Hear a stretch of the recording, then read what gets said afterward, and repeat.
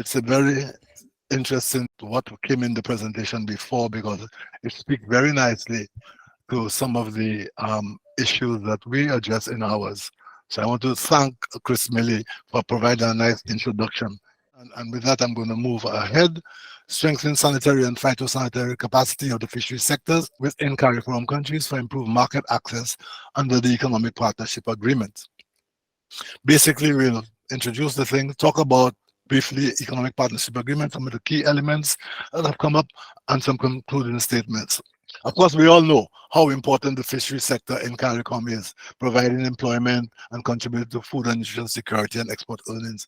And several of our countries have successfully traded in the European Union and other international markets over the years and gotten some benefits out of that.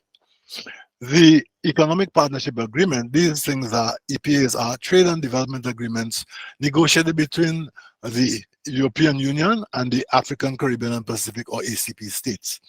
The CARIFORUM EU EPA was signed in October of 2008, benefiting businesses and governments and public sector, private sector, civil society. And there are a number of benefits there of the EPA, among those being market access being more predictable, a gradual opening of the EU markets, ensuring duty-free, quota-free market access, making it possible for our companies to set up commercial presence in the EU, and providing for regional preference clauses for trade within the region. There are some limitations to accessing the benefits. Among them is the inability, or probably the main one, to access the benefits due to non-compliance of sanitary and phytosanitary measures. And specifically, we have outdated regulatory environment, the inefficiencies in the implementation of the SPS controls due to the fact that we're dealing with more than one country, multiple jurisdictions, and there's limited capacity and capability of public and private sector professionals in key areas required in the implementation of SPS regime. So we have found that over the years, government ministries and agencies have the role of ensuring that official controls are in place based on the evidence provided by certified laboratories, competent laboratories, and that the SPS system is enforced. The industry, private sector producers, traders, and exporters have the role of ensuring production steps are well managed, that national regulations are met, and compliance with SPS standards are in keeping with what the destinations want. The fact is that SPS systems tend to be multidisciplinary, multidimensional, and span a realm of health issues, including fisheries, plant health, and food safety. Diverse and wide-ranging impacts and causes of non-compliance. And in fact, the countries with more developed systems are viewed by the importers as more credible. So there's a need to look at investments to modernize SPS controls in fisheries. And through the EDF, European Development Fund, countries have been assisted over the past 10 years under the 10th and 11th EDF to capitalize on the market opportunities under the EPA. Significant investments have been made to address the constraints impacting the region's capacity to comply with international SPS standards. There have been investments to modernize fisheries SPS controls.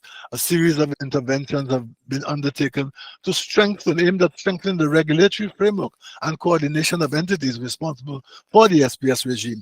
And Chris Milley, who spoke before me, is well aware of that, having been involved in some of these interventions. Also, capacity building of public and private sector stakeholders and testing operations.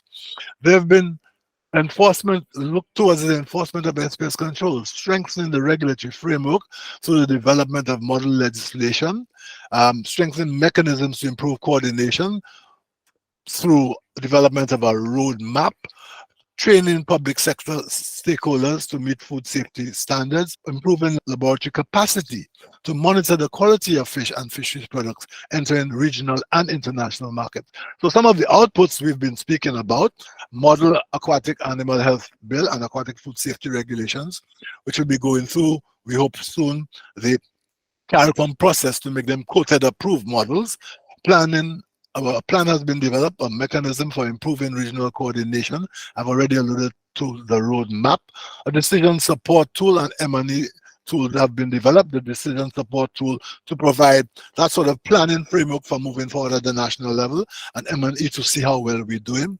There's been training of senior fisheries and SPS technical and management experts from 13 of our countries. 30 technical professionals have been trained in product testing and fisheries inspection and control.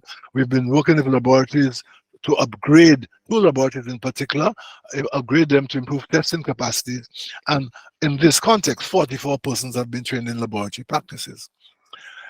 Furthering along in terms of modernizing the SPS controls, the capacity building tools to assist the private sector to implement food safety standards have been developed, and we've been looking at improved food safety management systems in private sector companies.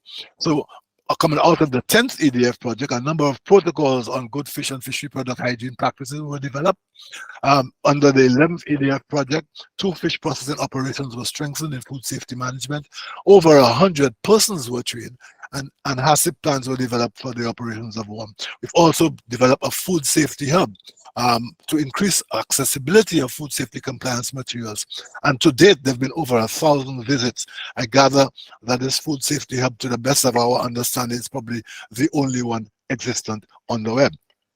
So to bring things to a close, investments through the EDF have and continue to contribute to harmonizing our regional SPS systems with international standards, guidelines, protocols, building a foundation for improved enforcement, improvements to post-harvest handling and processing, quality control and marketing will allow our countries to find their place more in the global fish trade market, and I dare say also improve in terms of intra-regional trade, mindful of the directive of 25% reduction by the year 2025. And also, to sustain these investments and capitalize, we need to increase utilization of the tools that have been developed. We need to enhance collaboration, coordination, and cooperation among SPS control entities, the national designated authorities in the countries. We need to increase monitoring of the performance of national agricultural health and food safety systems to determine SPS bottlenecks impacting on trade. We really need to promote a food safety culture in the region through public awareness, and that's at all levels along the value chain, and increase awareness of the new trends as it relates to SPS compliance, so that countries can be more proactive in meeting the trading requirements. We'd like to acknowledge the funding by the European Union, the team who've been working on this project, both from IECA and also from the CRFM Secretariat, so technical officer at CRFM, and IECA being the executing agency for both the 10th and 11th EDF projects. With that, thank you very much, and I stand ready for questions if time permits, and I think my co-author, Dr. Lawrence, is also available for questions. I will stop sharing now. Vernal Nichols has a raised hand. Go ahead, Vernal. Hi, good afternoon. Yes, my name is Vernal Nichols. I'm the president of BARNUFO, the Barbados National Fish Folk Association, and I listened with interest at Peter's presentation. I've been a part of this SPS, the discussions for quite some time, and I was wondering, from the perspective, I usually would speak from the perspective of our fisher folks. And this whole issue of the SPS has been going on for quite some time. And I know that there are countries that are involved with looking at implementing the SPS, and there's some constraints in these countries.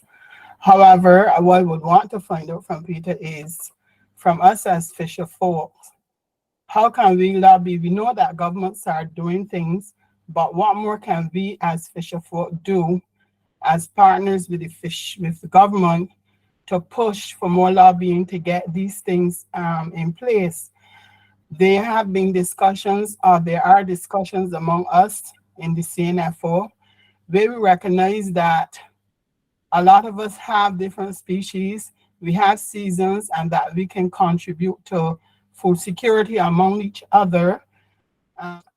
And we know that there are a lot of constraints for us as fisher folk to be able to do this type of trade.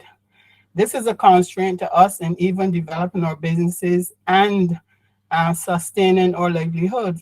So what I would like to know is what more can we do as fisher folk to lobby and push forward governments to have these things in place so that we can start doing trade among each other. Thank you. If I may respond to that, that's a tricky question. One of the things that has been seen in the region is that consumer preference drives things. So maybe what you as fishers could do could help by raising awareness among the consumers, so that the consumers can make these demands and make these requests. Because when you look at the broad political landscape in any country, it is when questions are raised and demands are made from a broad swathe of stakeholders that actions tend to happen.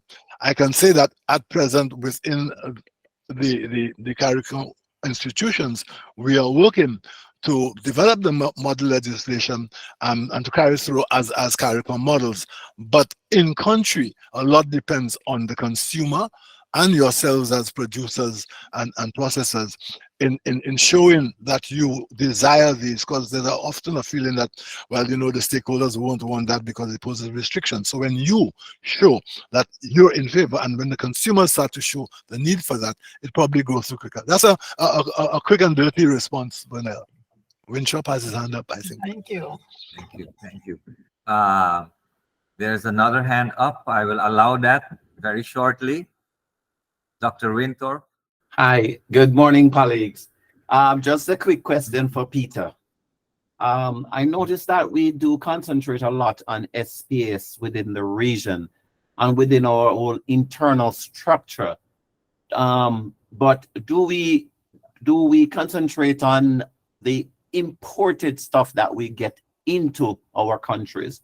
I have recently and also been to Iceland, where we have discussed food fraud, where it is very much an issue on importing countries. Do we have programs to discuss SPS on other countries when we import our products? Well, the CARICOM has recently approved a health and food safety strategy. And from the point of view of CRFM, we have recently, our ministers have recently approved a protocol that looks at aquatic foods in the context of health, food safety, nutrition, food and nutrition strategy, and so forth, basically taking on board the CARICOM strategy and building it into the Caribbean Community Common Fisheries Policy. Within that context, there is the direction to look at that perspective. I honestly, to the best of my knowledge, I'm not sure that we have been doing that previously to any large extent, but within the context of the protocol and under CARICOM strategy, I suspect that we would be taking a closer look at those aspects. Thank you, Peter.